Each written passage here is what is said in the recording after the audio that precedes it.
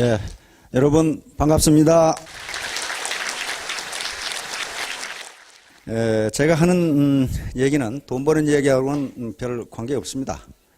관계 없고 머리 회전을 위해서 머리가 좀 갑자기 우리가 운동을 하면은 몸에 이상이 생깁니다. 그래서 반드시 운동을 하기 전에는 준비 운동을 하게 돼 있어요.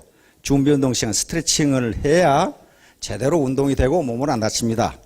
그렇듯이 이 아침부터 갑자기 돈 버는 얘기를 들으면요, 머리가 마비가 돼요. 이 돈으로. 그래서 우선 머리가 잘 돌아가도록 1시간 정도 제가 얘기를 해드리겠습니다. 그러나 잘 생각해 보시면, 아, 그렇게 해야 돈을 버는구나 하는 생각을 하실 겁니다. 큰 타이틀은 천일 천만원 작전, 백일 판매사 작전입니다. 천일 만에 1,000만원 저축하자가 아니고 천일 지난 다음에 매월 소득이 1,000만원이 되게 하자는 겁니다. 이게 목표가 확실하지 않으면요, 목표 달성하기 힘들어요. 지금 자신의 삶이 만족스럽지 못하다면 내가 10년 전, 5년 전에 확실한 내 목표가 있었던가, 내가 5년 후에, 10년 후에 어떻게 돼야 되겠다는 목표가 있었던가 한번 반성해 보시기 바랍니다. 자, 성공이란 무엇인가? 과거에 이 전통사회에서는 벼슬 하면 성공했습니다. 과거 시험에 합격을 하면은 모든 걸 다 얻을 수 있었어요. 권력과 재물과 여자까지를 다 얻을 수 있었던 게 전통사회에서의 벼슬이었습니다. 과거 시험이었어요. 그러니까 평생을 선비들이 과거 시험에 매달렸고 그것만 합격하면 평생의 부귀영화가 보장이 됐어요. 그러나 최근 창조시대, 지식정보화 시대에 들어와서는 벼슬의 개념이 바뀌었다고 말해요. 성공의 개념이 바뀌었고 출세의 개념이 바뀌었어요. 옛날에 그렇게 옛날도 아닙니다. 90년대만 하더라도 사자 직업을 가지고 있으면 열쇠 3개를 가진 부자들이 딸을 거저 열쇠하고 묶어서 줬어요. 그런데 지금은 사자 직업을 가져봐야 그것이 보장이 안 돼요. 지금은 금년에 사법연수원을 졸업하고 그 다음에 로스쿨을 나와서 변호사가 된 사람 중에 취직한 사람이 40%밖에 안 돼요. 1년에 변호사가 2,500명이 나옵니다. 뭘 먹고 살 거예요, 지금? 뭘 먹고 살아요? 그 직업 분야에서 경쟁력을 갖지 않으면요, 현상 유지하기가 힘들어요. 사자 직업, 그거 보장 못 합니다. 따라서 창조시대의 성공은 그 직업이 사자냐 아니냐에 관계없이 자기가 좋아하는 일, 누가 그것을 좋다 나쁘다가 아니고 자기가 좋아하는 일을 우직하게 추진해서 자기의 목표를 달성한 사람. 물론 목표를 달성하면 돈도 들어옵니다. 그러나 돈이 목적이 아니었어요, 처음에는.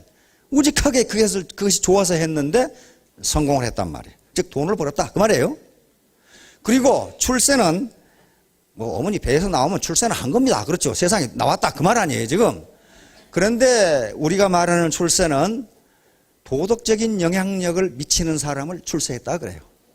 예를 들면 지금 재벌 3세 같은 경우는요, 돈 버는 게 땅 짓고 헤엄치기예요. 자기 모기업에 독점 납품권 따버리면 돈 벌죠. 돈 수억 벌어요. 돈 벌기 쉬워요. 그런데 재벌 3세가 1년에 100억 벌었다. 그러면 성공했다. 그런 사람 어디 있어요? 야, 그건 쳐주지도 않는단 말이에요. 자기 힘으로 우직하게 좋아하는 일을 밀어붙여서 성공을 하고 그것이 많은 국민들에게 영향력을 미칠 때, 그 도덕적 영향입니다. 무슨 권위주의적 영향이 아니고 그때 우리는 출세했다고 그럽니다. 우리 김연아 선수가 동계올림픽에서 금메달을 딸 때 전 국민이 환호를 하고 꼭 지일인 것처럼 그 영향을 행사한 거예요. 그렇죠? 박세리 선수가 우리 IMF 사태로 전 국민이 코가 빠져 있을 때 LPGA 우승을 해가지고 어느 고관대작도 해내지 못한 일을 박세리 선수가 국민에게 희망을 줬어요. 근데 가만히 생각해 보세요. 박시성도 마찬가지죠. 박세리가 골프 칠 때 우리나라에서 여자가 골프나 가당치나 한 일이었어요, 그게? 응? 그게 소뚜껑 운전이라 하지 어떻게 골프채 들고 여자가 돌아다니겠어? 그런데 그런 비난할 것 없이 했어요. 우리가 피겨 선수도 유럽의 피겨 이 대회하는 걸 보면 이거 우리나라 동양 사람은 글러먹었구나 하는 생각이 들었어요. 우리 많이 봤죠? 다리가 축축 뻗어가지고 뭐. 그런데 김연아가 될 수 없다고 생각하는 일을 해낸 거예요. 그렇죠? 그게 성공이고 출세란 말이에요. 그럼 우리 주변에 어떤 사람들이 출세하고 성공했는지 한번 봅시다. 우리 박태환, 그렇죠? 박지성, 이런 사람들, 박찬호, 이회수, 이 양반도 출세했고, 성공했고, 이 양반들이죠. 예, 노래방 아주머니, 이렇게 딱, 이렇게 망한 오리탕집 주인, 예. 이런 분들이에요. 무슨 백그라운드가 있었던 것도 아니고, 누가 찬성한 직업도 아니고, 사회적으로 존경한 것도 아닌데, 이건 옳다고 생각해서 우직하게 자기의 목표를 달성한 분들이 성공해요. 그래서 여기 계신 분들도 모두 성공하실 수 있다. 그런 말이에요. 자, 그러면 이제 자신의 질문을 해봐야 됩니다. 내가 이루고자 하는 목표, 저 꿈이 있는가? 꿈이 없으면 꿈이 어떻게 이루어져? 없는데 뭐 이룰 게 뭐 있어요? 반드시 있어야 돼요. 꿈이. 나는 몇 년 이내에 뭘 어떻게 하겠다는 구체적인 목표가 있어야 되고 그 목표를 이루기 위해 나는 무엇을 해야 하는가? 이건 자기가 생각해야 된다. 개선해야 할 점이 무엇인가? 당장 행동으로 옮겨야 할 일은 무엇인가?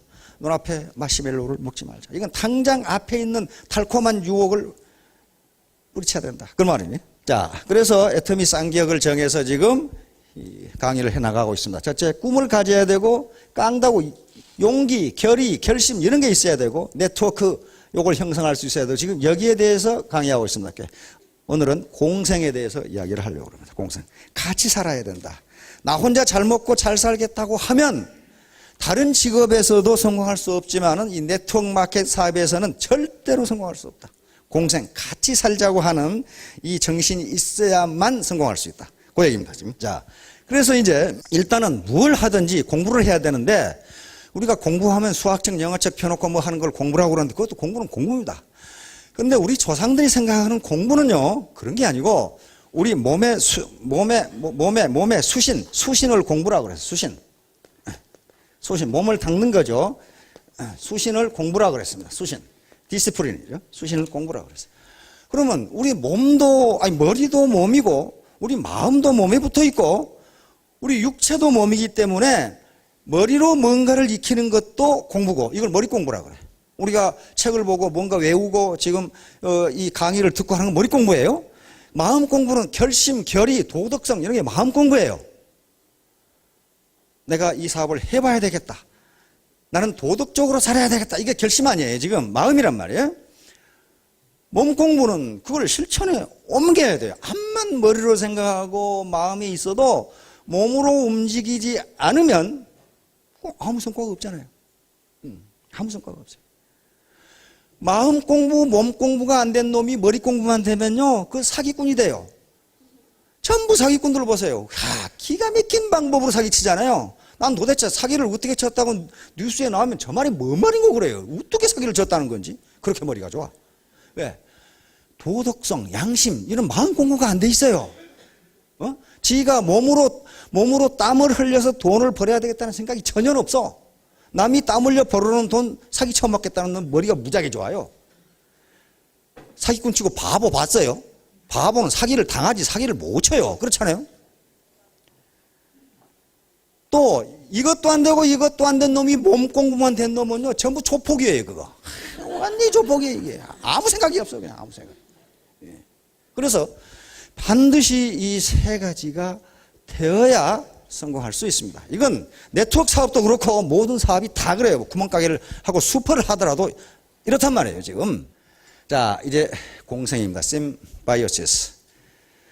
같이 살아야 된다 그 말이에요. 자, 과거에는 생물진화론, 사회진화론의 영향을 받아서 생태계는 생존 경쟁과 약육강식 그리고 자연선택 또는 자연도태라고 그러죠. 그런 것에 의해서 유지된다고 생각했어요. 그러나 생태학자들의 계속적인 연구에 의하면 자연은 생존 경쟁과 약육강식에 의해서 생태계가 건전하게 유지되는 것이 아니고 공생관계에 의해서 유지된다는 것이 점점 밝혀지고 있어요. 공생정신을 갖지 않으면 그대로 자연은 생태계의 건전성이 무너진다는 거예요. 그러면 자연의 동식물, 미물들이 공생을 하는데 인간도 더욱 공생을 해야 되겠죠. 공생은요 일방적으로 얻는 것이 아니고 기브 앤 테이크입니다. 자, 이 바로 무한 경쟁, 초경쟁을 유발한 게 이 두 개의 진화론이었어요.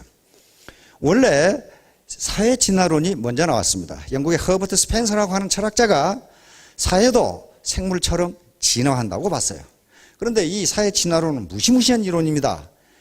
서구 열강이 19세기 말에서 20세기 초에 동양을 막 집어삼킬 때 집어삼키는 정당한 근거로 내세운 게 사회 진화론이었어요.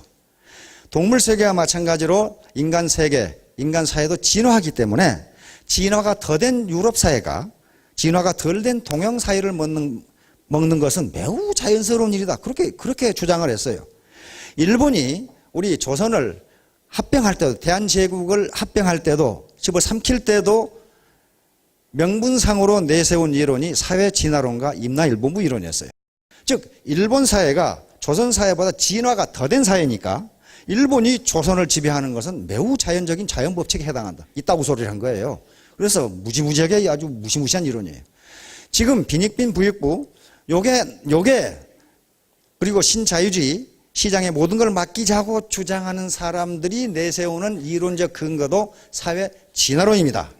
다시 말하면 사회에 매우 똑똑한 사람과 똑똑하지 못한 사람이 있다면 똑똑한 사람이 진화가 더 된 것이기 때문에 이 사람이 많은 돈을 버는 것은 매우 당연하다 이거야. 똑똑하지 못한 놈은 도태되는 것이 자연 도태 원칙에 따라서 매우 타당하다. 이 이론이 사회 진화론이에요. 무시무시한 이론이에요.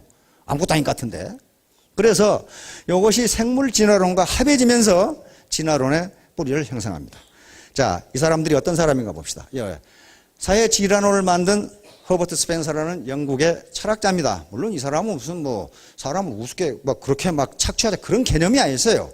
사회학을 창시한 사람이니까 사회가 이런 식으로 변해간다고 제시한 사람이 스펜서입니다. 찰스 다윈은 생물진화론, 종의기원에서 생물진화론, 사회진화론에서 얘기했던 적자생존이라는 개념을 도입한 겁니다. 이 사람은 경제학자인데 토마스 엘더스. 토마스 엘더스의 경제학자로서 가장 유명한 것은 인구론입니다. 인구론. 식량은 산술급수적으로 증가하는데 인구는 기하급수적으로 증가한다. 따라서 자연은 질병과 전쟁에 의해서 인구를 줄인다. 그러므로 질병과 전쟁은 인간의 도덕적 타락에 대한 자연의 보복이다. 그렇게 아주 무시무시한 소리를 한 사람이에요, 이 사람이. 그래서 여기서 생존 경쟁이라는 말을 씁니다. 인구론에서. 뭐냐면은 식량은 작은데 사람은 많으니 서로 먹기 위해서 경쟁할 수밖에 없지 않느냐. 그 얘기예요, 지금.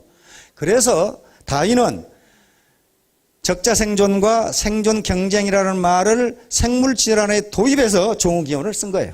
다윈이 먼저 한 게 아닙니다. 자, 다음. 자, 그런데 자연은 그렇지가 않다. 그런 말이에요, 지금. 생태학자들이 계속 연구를 해보니까 자연은 생존 경쟁이나 약육강식이 아니고 공생한다. 자, 이거 곰치입니다. 요거 파란 게 조그만 고개예요. 곰치가 아가리를 벌리고 있으면 요 이빨에 낀 찌꺼기를 요 놈이 청소해 주는 거예요. 청소를 해. 그런데 마침 곰치가 배가 고파가지고 들렁 잡아먹어버렸다. 그럼 어떻게 될 거예요, 이게? 공생관계가 깨집니다. 다시는 속지 않아요. 그러면 곰치는 배가 고파 잡아먹으면 오래 살 것인가? 오래 살지 못합니다. 이빨이 썩어가지고 다른 걸 먹지를 못해서 금방 죽어요. 그러니까 아무리 배가 고파도 잡아먹으면 안 돼. 그래야 공생관계가 유지가 돼요. 요 관계입니다. 요 아가리를 벌리고 있잖아요, 지금. 요건 지금 요 갈라파고스 군대에 있는 이구아나입니다. 요 붉은 개인데 붉은 개가 여기에 붙어 있는 기생충을 잡아먹고 그 대신 이구아나는 새라든가 포식자가 요 개를 못 잡아먹도록 지켜주고 있는 거예요. 공생하는 겁니다. 요건 말미잘입니다. 말미잘인데 이거 청소새우예요. 안에 가서 찌꺼기 기생충 잡아먹고 그 대신 말미잘은 독이 있기 때문에 포식자들이 새우를 못 잡아먹도록 지켜주는 겁니다. 공생하는 거예요. 공생하는 거예요. 그런데 말미잘이 배고프다 확 잡아먹어버리면 어떻게 돼, 이거? 다시는 이 공생관계가 성립하지 않는다고 말이에요. 다음. 이건 집게입니다. 그 개, 소라 껍질을 뒤집어 쓰고 다니는 개 있죠? 그걸 집게라고 그러는데, 요 집게가 여기 발이 이렇게 있는데요. 말미잘이 이렇게 붙어 있어요. 그러면 말미잘은 이게 독소가 있기 때문에 집게를 포식자로부터 지켜주고 대신 말미잘은 혼자 이동을 못하니까 집게가 움직이면 거기 가서 먹이를 먹는다. 그런 말이에요, 지금. 그러니까 성호 공생하는 거예요. 요건 누가 찍었는지 아주 기가 막히게 찍었어요. 이 사슴입니다. 아주 기분 좋아하죠. 여기에 지금 머리가 가려워 죽겠는데 까마귀라는 놈이 여기 기생충을 지금 잡아먹어주고 있는 중에 지금 가만히 있잖아요. 아주 순간 포착을 기가 막히게 한 거죠.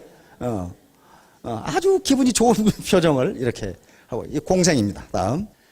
자, 이제 앞에서는 동물과 동물의 공생이었는데 식물과 공생도 아주 광범위하게 이루어지고 있다는 것을 생태학자들은 밝혀내고 있습니다. 요 나무는 자기하고는 아무 관계도 없이 요걸 만드는 요게 뭐냐면 개미집이에요. 개미집을 만들어서 개미를 살게 하는데, 그럼 개미가 여기서 잘 사는데 뭐 때문에 그러냐면은 요 개미가 여기서 살면은 요 나무를 갉아먹으러 오는 벌레를 개미가 다 잡아먹어서 나무가 성하다 그 말이에요. 자기 이파리를 못 갉아먹게 지금 여기다 개미집을 지어준 거예요. 다음. 우리나라에서는 대표적인 게 벚나무입니다. 이 벚나무 이제 유심히 보시면 벚나무에는 반드시 개미가 있어요. 벚나무에는 앞에 수술과 암술 속에 꿀이 있고 요 꽃받침개가 꿀이 있답니다. 그것은 개미 먹으라는 꿈이랍니다. 꿀. 그래서 개미가 그 꿀을 먹으러 올라갔다 내려갔다 하면서 벚나무의 해충을 잡아먹는 거예요. 그래서 벚나무와 개미가 공생하는 겁니다. 이건 벌과 꽃이 지금 공생하는 거죠. 벌은 꿀을 얻고 그 대신 꽃가루 바지를 해줍니다. 다음. 이건 이제 인간과 인간의 공생입니다. 자, 저는 할머니한테 이 얘기를 들었는데요.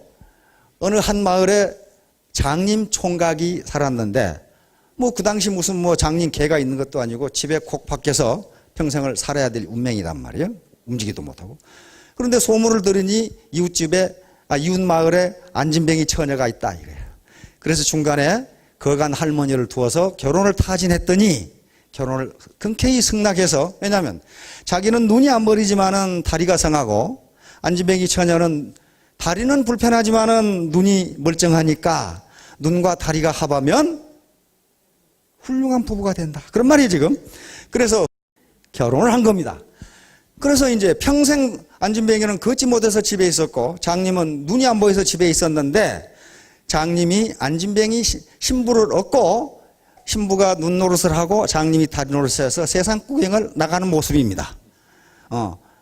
신부가 좌로 가세요, 우로 가세요, 돌이 있습니다. 그리고 경치를 설명해줘요. 왼쪽에 꽃이 피고 오른쪽에 시내가 있고 산이 있고. 그러다가 한참 가다가 목이 마르려고 힘이 들어서 옹달샘가에서 물을 먹으려고 했는데 안진뱅이 신부가 보니까 아니 황금 막대기가 있는 거예요. 황금 막대기가. 그래서 두 부부가 이건 틀림없이 누가 잊어버리고 간 것이기 때문에 여기 놔두면 주인이 찾으러 올 것이다.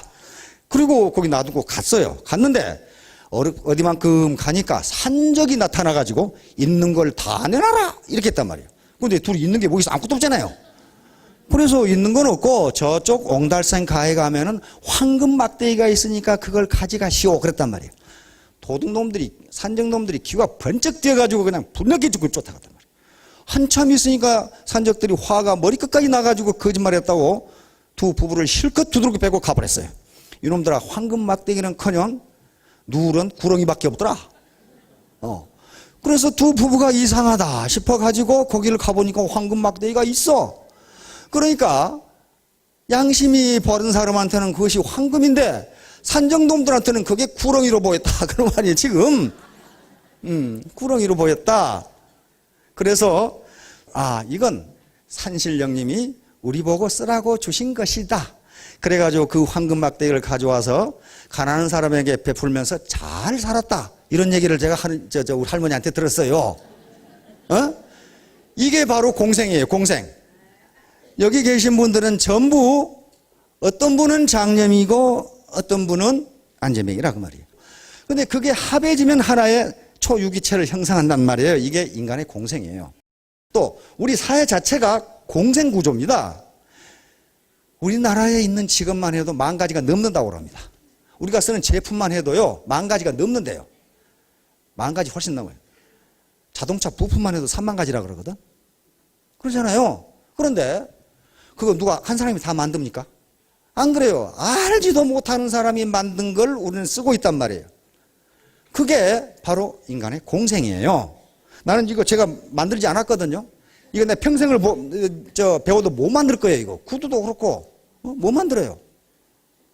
그러나 그걸 쓰고 있단 말이에요. 이게 공생이라고 하는, 심바이오시스 공생이라고 하는 겁니다. 자, 보완제. 경제학에서는 그 두 재화의 관계가 어떻게 되느냐.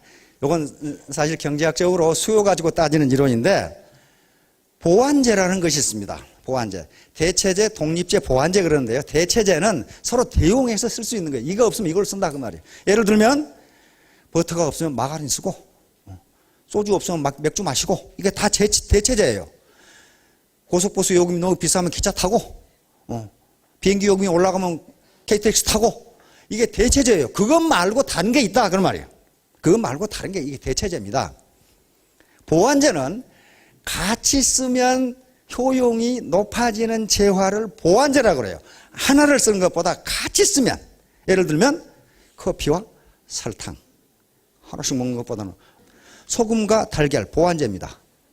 그냥 먹는 것보다 같이 먹을 때 만족 수준이 올라가는 재화를 보완제라고 그래요. 그런 재화가 무수히 많아요. 무수히. 자동차와 휘발유. 그렇죠? 골프공과 골프채, 골프 도구와 골프 코스. 전부 보완제예요. 어느 하나만 있으면 만족이 떨어져요. 남자와 여자. 그렇죠? 보완제입니다. 보완제. 그러면 우리가 사업을 한다는 게, 이 다양한 사람들이 사업을 한다는 게 뭡니까? 서로 어떤 사람은 장님이고 어떤 사람은 안진뱅이고 어떤 사람은 팔이었고 다 그런데 서로 맞춰가지고 보완해서 하나의 유기체를 형성한다. 그런 얘기예요 지금. 보완제적 역할을 합니다. 자, 야구팀을 생각해 봅시다. 야구팀 좋아하는 분들 있죠? 자, 그런데 야구팀이 강하게 되려면 어떻게 할까? 그런 말이에요. 강하게 되려면 야구에는 피처, 투수도 있고 캐쳐도 있고 타자도 있고 1루수, 2루수, 3루수, 유격수, 외야수 있고 또 좌익수, 우익수. 그 다음에 어떤 선수는 계속 벤치에 앉았다가 핀치히터로 나가서 팔만 빠른 선수 있죠? 그거 1점 나오면 이기는 경우에 얼마나 황금 같은 선수입니까? 어떤 사람은 왼쪽 타자, 어떤 사람은 오른쪽 타자. 투수도 어떤 사람은 정통파 투수, 어떤 사람은 안더스로우, 어떤 사람은 사이드암, 별게 다 있단 말이에요. 이게 각각 다른 사람이 한 팀을 이루어야 강하게 된다 그런 말이에요. 강하게 된다. 모든 조직이 다 그렇습니다. 모든 조직이 다 그래요. 우리나라에 여성분들 계시는데 여성분들이 얼굴이 다 똑같게 생겼다. 아주 끔찍하겠죠? 다 똑같다. 도대체 누가 누군지를 모르겠다. 얼마나 끔찍하겠어요. 보통 끔찍하게, 아니 꿈자리가 뒤숭숭 할 거예요. 마찬가지로 여성분들이 묘하게 아주 우연히 전부 다 옷을 똑같이 입고 나왔다.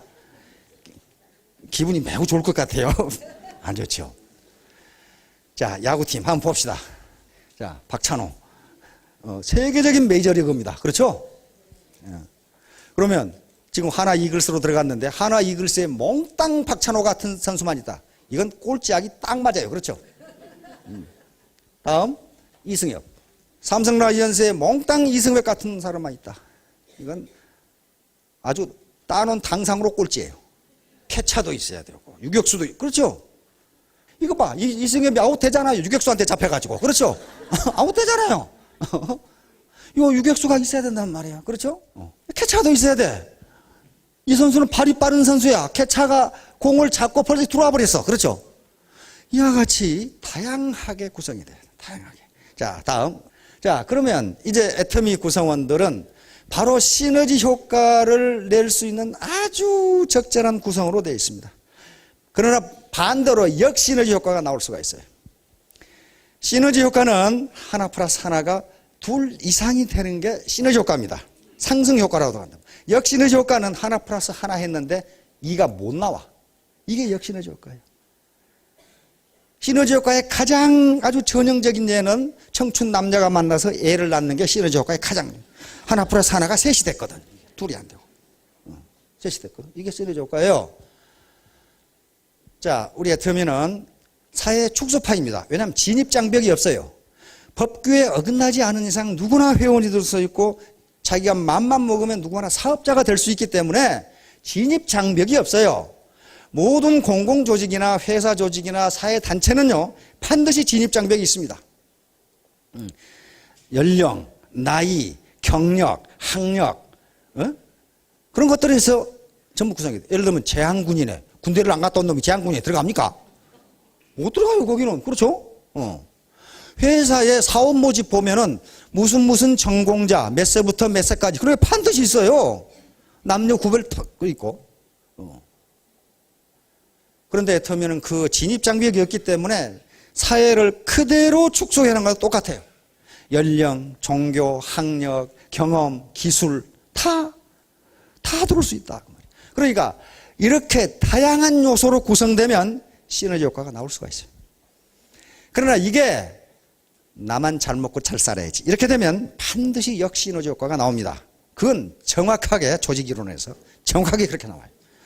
자, 그러면 요 시너지 효과와 역시너지 효과를 가장 잘 설명한 게 누구냐 하면은 영국의 조지 버나드 쇼라는 사람이에요. 조지 버나드 쇼. 참 괴팍하게 생겼죠. 영국의 시인이자 극작가이면서 당대를 풍미했던 아주 시닉한 풍자적인 인물입니다. 노벨 문학상을 받은 인물입니다. 출신이 아일랜드이기 때문에 아일랜드에 이런 노벨상을 받는 사람이 많아서 아일랜드가 700년간 영국의 지배를 받았지만 독립할 수 있었어요. 왜? 그 정신이 살아있었어요. 이 문인들, 지식인들이 있었기 때문에 그렇습니다.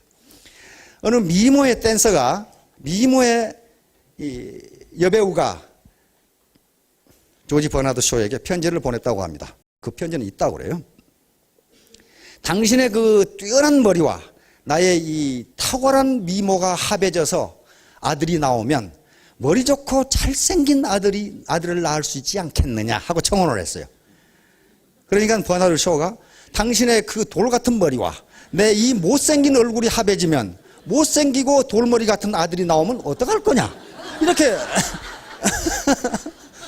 답변을 했단 말이에요. 앞에 케이스는 시너지 효과입니다. 좋은 점만 닮았어요. 아주 명석한 머리 그리고 탁월한 미모를 가진 여배우 얼굴을 닮으면 그 아들이 나오면 어떻습니까? 이 아들은 프리미엄을 얻으면서 세상을 살아갑니다. 장동건 같이 잘생기고 머리도 엄청나게 좋다. 이건 1 플러스 1이 3이 돼버려요. 그러나 반대로 얼굴도 못생긴 놈이 머리도 돌대가리다. 이렇게 되면 어떻게 되겠냐 이 말이에요. 이게 역시너지 효과입니다. 역시너지 효과예요. 그럴 가능성이 있다 이 말이에요 지금. 시너지 효과가 나올 수도 있고 역시너지 효과가 나올 수도 있다. 그런데 조지 버나드 쇼에게 이런 편지를 보낸 사람이 당대 유럽을 휩쓸었던 이사도로 덩컨이라는 무용수였다고 늘 그래요. 자, 이사도로 덩컨. 현대무용을 창시한 현대무용의 효시가 되는 사람이 이사도라 덩컨입니다. 미국에서 나서 미국에서는 이사도라 덩컨의 춤을 이해하지를 못하기 때문에 그 당시 춤이라는 게 발레 완전히 그냥 토슈 신고 이게 뭐 나는 이러다가 발가락 부러지게 생겼는데 몸에 완전히 탁 달라붙은 옷으로 각선미를 그대로 드러내고 그렇죠? 그리고 연출가에서 아주 군대 훈련처럼 훈련시켜가지고 그냥 기계처럼 춤추는 발레가 그 당시에 무용은 저거다 그렇게 생각했단 말이에요. 그런데 이사도라 덩컨이라는 아가씨가 나타나서 신발도 안 신고 맨발이잖아요. 이걸 맨발의 무용수라고 이렇게 부릅니다. 맨발. 옷을 입었는지 안 입었는지 구분이 안 되고 머리는 풀어 제끼고 이렇게 춤을 춘 겁니다. 그런데 이사도라 덩컨은 무용은 인간의 내면 세계, 인간의 영혼을 밖으로 표현하는 것이지 공마단이 아니다. 유럽은 이걸 이해를 했어요. 왜냐하면 이렇게 춤을 추면서 춤추는 이 사람의 영혼이 관중 속으로 공감을 얻게 된 겁니다. 이사도라 덩컨은 학교를 다니지 않았어요. 그래서 혼자 춤을 추면서 자연과 바다와 같이 춤을 췄어요. 하여간에 조지 버나드 쇼가 말한 것은 시너지와 역시너지를 그대로 나타납니다. 자, 다음. 인간과 자연의 공생. 마찬가지로 인간은 자연과 공생합니다. 우리가 자연을 지배한다 그러는데 자연을 지배해가지고 환경을 파괴하니까 그 재앙이 지금 그대로 돌아오죠. 지구온난화라든가 기상이변 이런 것들이 공생을 해야지 지배하고 어느 일방이 어느 일방을 일방적으로 수탈하면 반드시 자연은 보복합니다. 자, 우리 이명박 대통령께서 지난 8.15에 이제 공생 발전을 해야 할 때라고 주창을 하셨어요. 아주 시의적잖은 주창입니다. 근데 이 공생 발전이라는 말은 이명박 대통령이 처음 쓴 말이에요. 이게 지금 교과서에 이런 말이 없어요. 공생 발전이. 그래서 공생 발전이 뭐냐 그랬더니 청와대 보좌관들이 이걸 영어로 에코시스테믹 디벨롭먼트라고 번역해 줬어요. 에코시스템이라는 것은 생태계가 유지되는 것처럼 경제가 성장해야 된다. 생태계 건전성. 아프리카 초원에 사자도 있고 표범, 치타, 그 다음에 초식동물이 있는데 생태계가 깨지지를 않는다 그 말이에요. 그런 식으로 대기업과 중소기업, 빈자와 부자 이런 것들이 전부 어울려서 지속 가능한 생태계를 유지하도록 우리가 해야 된다. 아주 시의적인 제안입니다. 자, 이런 공생 발전을 주창을 했어요. 그러면 왜 그러냐? 다음. 공생 발전이 철실한 이유. 지금 미국에서 또다시 월가 점령 시위가 벌어졌죠? 1%의 부자가 99%의 소득을 다 가져간다 이 말이에요. 지금 신자유주의, 다시 말하면 승자 독식의 정책이 진행되면서 가난한 사람은 한없이 가난하고 부자는 한없이 부자가 되는 이런 이상한 현상이 벌어지고 있다. 이건 공생이 아니에요. 공생이 아닙니다. 사회 진화론자들이 자연 생태계에서의 생존 경쟁과 약육강식을 얘기하는데 그건 뭔가 잘못 본 거예요. 여러분, 이 동물의 세계 아주 재밌죠? 보면은 사자가 사냥을 하지만 배부르면요, 옆에 임팔라가 왔다 갔다 해도 소 닭보듯 해요. 안 잡아먹어요. 자기 배부르면. 안 잡아먹어요. 그러면 사자가 이건 내 새끼 줘야지 하고 잡아가지고 창고에 넣어두는 거 봤어요? 그런 거 없어요. 집에 부르면 그냥, 그리고 그놈한테는 후손에게는 네가 먹고 살아라는 재주만 가르쳐요. 사냥하는 재주만. 사자는 이렇게 공동으로 포위해서 잡죠.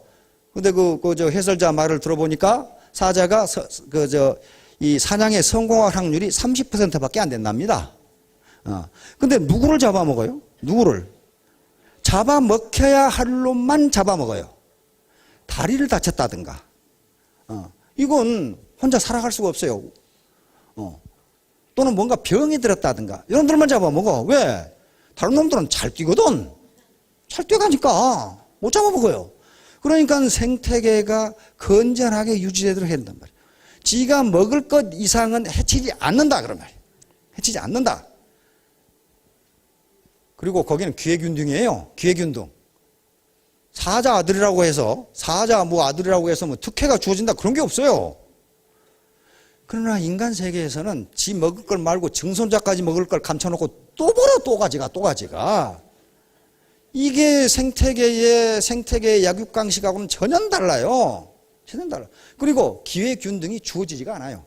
절대로 기회균등이라는 말이 있는데요. 기회균등은 되지가 않습니다. 되지가 않아요. 자, 그렇듯이 공생발전을 지금 하지 않으면요, 사회가 혼란해질 가능성이 있습니다. 특히 우리나라는 이게 유교적 원정주의가 지금도 많이 남아있기 때문에 그럴 가능성은 적어요. 그러나 서구 사회는 이미 영국에서 폭동이 일어났고 프랑스라든가 미국에서 폭동이 일어나면 어떻게 됩니까? 온 상점을 약탈하고 불질러버리고 그렇죠? 그게 하층민들의 분노거든요, 그게.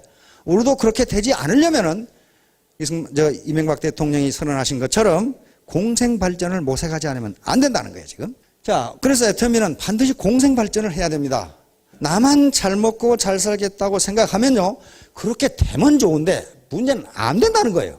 안 돼요. 왜냐하면 이게 네트워크니까 휴먼 네트워크란 말이에요. 인간 그물망이에요, 지금. 휴먼 네트워크예요. 휴먼 네트워크인데 인간 그물망이에요. 인간 그물망. 어떤 한 개인이 그물을 형성하는 게 아니고 각각의 개인은 하나의 그물코에 불과하단 말이에요.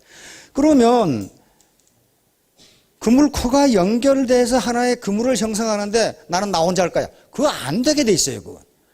그건 논리적으로 안 되게 돼 있단 말이에요. 그래서 여기서 공생하겠다는 생각이 없으면요, 같이 살아야 되겠다는 생각이 없으면 자기도 못 산다. 자기도 못 살아요. 자기도 절대로 못 삽니다. 그렇게 잘 살면 좋은데 절대로 자기도 잘 못 살아요. 반드시 함께 살자. 상생하자. 상생. 서로 너도 살고 나도 살고 상생하자. 그런 얘기. 자, 다음. 공생과 화이부동. 생태계가 유지되는 것은요, 몇 년 전에 우리나라 세계 생태학자들이 모여서 세계적인 세미나 논문 발표를 했는데, 그때 대타이틀이 뭐였냐면, 미국이라든가 전 세계 생태학들이 다 모여서 하버드에서도 오고, 그때 대타이틀이 화이부동이었어요. 화이부동.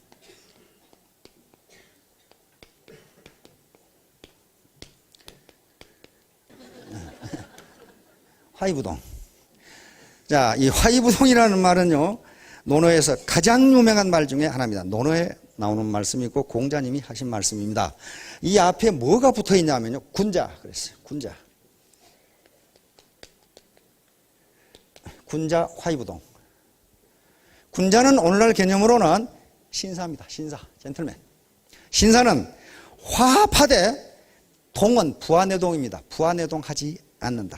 다시 말하면 자기 이익에 따라서 여기 간에 붙었다, 쓸개에 붙었다, 그런 짓 않는다, 그런 말이에요. 자기 주체성과 주관도 없이 누가 옳다 그러면 그러자, 그러고 그쪽으로 가고, 누가 배팅하자 그러면 그러자 하고, 이게 부안해동이에요. 부안해동. 신사는 결코 그렇게 하지 않는다. 화합하되 그 말이. 요 조화를 이루되 화합하라 자죠. 요 이는 빠십니다. 빠. 그러나 화합하되 부동, 부안해동하지 않는다. 요 동을 한 가지 동자, 같을 동자니까 이것을 화합하되 같지 않다, 이렇게 해도 맞습니다. 예를 들면 아까 야구단 박찬호, 이승엽, 이대호 여러 사람이 있는데 같지가 않아요. 그렇죠? 같지가 않아요. 임무도 다르고 기능도 다르고 저런 거 다 다른데 이렇게 부동하지만은 화합, 팀워크를 이루지 못하면 안 된다, 그런 말이에요. 지금 다 똑같은 놈들이 있으면 안 된다는 거예요. 그런데 논어에는 또 이제 반드시 대꾸로 되어 있습니다. 소인은 오늘 같으면 비신사적인 놈이 소인이에요. 소인은 동의부라 이렇게 되어 있어요. 부안해동하되 화합하지 못한다. 계속 헐뜯고 저놈이 잘못한 이유 이렇게 난다. 자, 생태계 유지는 바로 공생은 화이부동에서 나옵니다. 여기 지금 다 다르시잖아요. 연령도 다르고 얼굴도 다르고 경험도 다르고 학력, 경력, 건강상태, 남녀, 성은 다 달라요. 부동한 거예요. 부동. 같지가 않아요. 부동. 같지가 않아요. 부동. 같지가 않습니다. 같지가 않지만은 뭘 해야 된다고요? 화합을 해야 된다.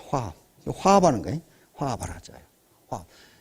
시너지 효과가 나오려면 화이부동을 해야 됩니다. 동의불화 상태에서는요, 역시너지 효과가 나옵니다. 다 똑같은 놈들이 패거리 만들어가지고 네가 올래 내가 올래 그러면 반드시 역시너지 효과가 나. 자, 화이부동. 여러분들이 이건 논어에 나오는 말이니까 논어에 나온 말씀 중에 화이부동은 안다. 그렇게 하면 안동에 가서 어르신들을 만나도 어이구 젊은 사람이 참 많이도 아십니다. 이렇게 돼요. 에? 화이부동. 자, 그럼 애터미 사업의 공생관계. 그럼 어떻게 공생할 거냐? 이건 원칙을 지키는 수밖에 없어요. 왜? 경험과 사고방식, 인식구조가 다 다르기 때문에 내 방법이 옳다고 주장하기 시작하면요, 화합이 되지를 않아요. 결코 안 됩니다. 뭔가 기준이 있어야 돼요. 그렇죠? 그래야만 화합이 될 수가 있어요. 전부 제 방법이 옳다고 그러고, 난 이것보다 이게 낫다고 생각해. 그런 사람 많아요, 지금. 많아요. 그런 분은 여기 없어요. 밖에 돌아다니고 있어요, 지금. 밖에 돌아다니면서, 그거 들을 거 없어. 내가 더 잘 알아. 그런 사람이 있어요. 야, 근데 물어보면 아무것도 몰라. 아무것도 몰라. 그래서 원칙을 반드시 지켜야 돼요.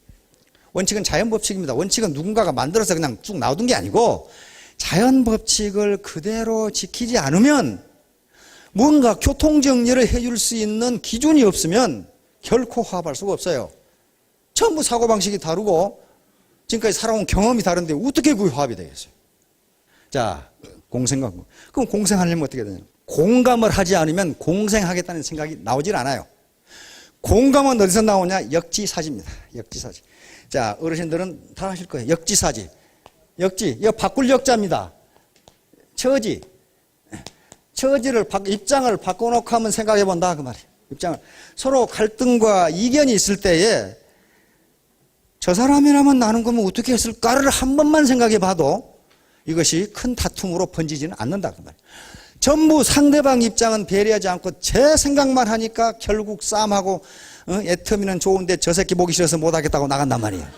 왜냐하면 자기 입장만 생각하니까 지금 그렇단 말이에요. 역지사지라는 말은 굉장히 중요한 말입니다. 이 서로 입장을 바꿔놓고 생각 안 해보면 공감을 할 수가 없잖아요. 저는 뭐 때문에 저런 얘기를 하는지 이해할 수가 없어요. 그래야만 잘해보자는 얘기로구나. 결국은 서로 잘해보자는 얘기야 지금. 잘해보자는 얘기인데 뭐가 다릅니까? 접근 방법이 다를 뿐이에요. 그렇죠? 그러니까 서로 소통하고 입장을 바꾸어서 생각해 보면 공감을 하고 공생할 수 있는 정신이 나온다. 그런 얘기예요. 자, 그래서 이제 같이 성공을 해야 되겠는데 이것을 실천하기 바랍니다. 우선 드레스업, 옷을 깨끗이 단정하게 입고 특히 여성분들 얼굴 화장도 좀 하시고 나는 얼굴 화장 안 해도 이뻐 뭐 그럴 수도 있어요. 있는데 하버드 대학에서 여자 10명을 놓고 테스트를 했죠. 최근에 했어요. 화장을 완벽하게 하고 조금 덜 완벽하게 맨 끝에 쌩얼 이렇게 했어요. 하버드 대학생들이 건달들 아닙니다. 세계 최고의 대학생들인데 교수가 요 여성들을 보고 학생들에게 지나가면서 보고 누가 가장 능력이 있는 여성인 것인지 고르라 그랬어요. 근데 기묘하게 화장을 한 순서대로 나왔어요. 화장을 안 한 쌩얼 가진 사람을 제일 무능력한 여자라고 봤어요. 다시 말하면 아무리 지적 감각이 뛰어나도 인간의 첫인상은 속일 수가 없다는 거예요. 속일 수가 없다는 거예요. 첫인상이 좋으면 그때부터는 어떻게 하느냐? 그 사람에게 잘 대해요. 잘 대면 어떻게 합니까? 내가 이분에게 잘 대하면 이분이 나에게 불친절하게 대하겠어요? 잘 대하겠죠. 그러면 사람들은 뭐라고 생각하느냐? 내가 사람 보는 눈이 있어. 그런단 말이에요. 사람 보는 눈이 있어 그런 게 아니라 내가 잘 대해주니까 잘 대해준 거예요. 기브 앤 테이크예요. 공생이에요 이게. 내가 기분 좋게 대해주는데 이 사람이 성질 내는 법이 있어요? 내가 이 사람에게 성질 냈는데 이 사람이 좋게 대해주겠어요? 그러니까 성질을 냈는데 성질을 내면 그러면 그렇지. 내가 잘 봤어. 그런단 말이에요. 잘 본 게 아니에요. 자, 그래서 드레스업. 이건 뭐 좋은 옷을 입으라 그런 건 아닙니다. 깨끗하고 단정하게. 클린업. 몸과 마음, 환경을 깨끗이 하자. 그 다음에 쇼업. 이렇게 나타나자. 그 말이니까 매일 가서 사람을 만나자. 집에 가만히 있으면요. 우울증밖에 안 와요. 사람을 만나야 돼요. 만나면 대면 효과라는 게 있습니다. 그냥 전화로 한 것하고 얼굴을 보고 하는 것하고는 전혀 달라요. 그건 심리학적으로 이미 다 증명된 사실입니다. 특히 누군가와 커피라도 한 잔 마시면서 대화를 이루면 훨씬 잘 된다는 보고서가 많아요. 무슨 의학적으로 뭐가 나온답니다. 여기서 머리에서 엔돌핀인지 도파민인지 하여간 뭔가 나온대요 여기서. 그래서 총각들이 아가씨들 꼬실 때 아가씨 시간이 있으면 차라도 한 잔 해서 따라오면 거의 50% 성공이랍니다. 그런데 식사라도 한 번 그렇게 되면 거의 100% 성공이에요. 밥을 먹는 동안에 뭔가 많이 나온대요. 이 호르몬이. 그래서 쇼업하라는 게 만나서 얘기하는 게 페이스 투 페이스. Shut up. 그래서 입 닥쳐. 그 말이죠. 말 너무 많이 하지 마라. 왜? 상대방에게 말을 하도록 해주라. 우리나라 여성들, 남성들요, 스트레스 무지하게 받았거든. 때려 죽일 것 같은 상사, 아이고, 그냥 목구멍이 포도청이라 그만두지도 못하고, 그 다음에 그 남편 하는 짓거리 보면 당장 쫓아나오고 싶은데 그러지도 못하고, 이때 할 말이 많은데 할 말을 해주면 한참 다 오고 나서 뭐라고 합니까? 우리 뭐 때문에 만났죠? 그러면 이제 그때부터 이제 이 얘기를 하면 돼요. 그 상태에서 얘기하면 아무 소용이 없어요. 빚지지 말고. 이거 빚지고 하는 장사 아닙니다. 빚지면은 우리 이 친척들 사업하는 사람들 보면 은행에 대출 받아주고 사업하면서 그래요. 대출 받아 사업하는 것은 앞으로 남고 뒤로 미친다고 그러더라고요. 이자가 감당을 할 수가 없어요. 그리고 꼭 여기서 사고가 일어나. 사람이 거짓말을 하는 것이 아니라 돈이 거짓말을 하거든. 언제까지 줘야 되겠다고 자기가 일부러 안 준 게 아니고 그날 돈이 없어. 그러면 본의 아니게 거짓말이 되잖아요. 그러면 사회가 벌어지거든. 그래서 아예 도와줄 것은 도와주고 빚지지 말자. 자, 취업. 기운과 용기를 내자. 계급장을 달고 있으면 기운과 용기가 안 납니다. 자기를 낮추는 것도 용기입니다. 그 다음에 never give up. 결코 포기하지 말자. 에디슨이 한 말이 있습니다. 사람들은 왜 실패하는가? 성공하기 일보 직전에 포기하기 때문이다. 실제로 에디슨은 그렇게 했어요. 자, 마지막. 자, 아리스토텔레스 유명한 말이 있습니다. 제비 한 마리가 왔다고 법이 되는 것은 아니며 하루 실천으로 행복한 사람이 되는 것은 아니다. 아까 세븐업이 있고 우리 사업이 있는데 하루 열심히 했다고 성공하는 것은 아니다. 그런 말이에요, 지금. 아리스토텔레스는 사람이 행복하게 되려면 중용우도를 실천해야 되는데 좌로나 우로나 치우치지 말고 중용우도를 실천해야 되는데 하루 그거 했다고 행복해지는 것이 아니다. 계속 실천해서 몸에 배이면 비로소 행복해진다 그랬어요. 그러니까 이런 세븐업, 그 다음에 애터미 원칙, 사업 방법, 스폰서에게 스폰서링 받고 스폰서십 받고 그렇게 해서 매일 열심히 해서 적어도 100일간 열심히 해서 습관화되면 그때 성공의 기반이 만들어지는 것이지 어느 날 한 번 해가지고 되는 것은 아니다. 예, 여러분 모두 성공하시기 바랍니다. 감사합니다.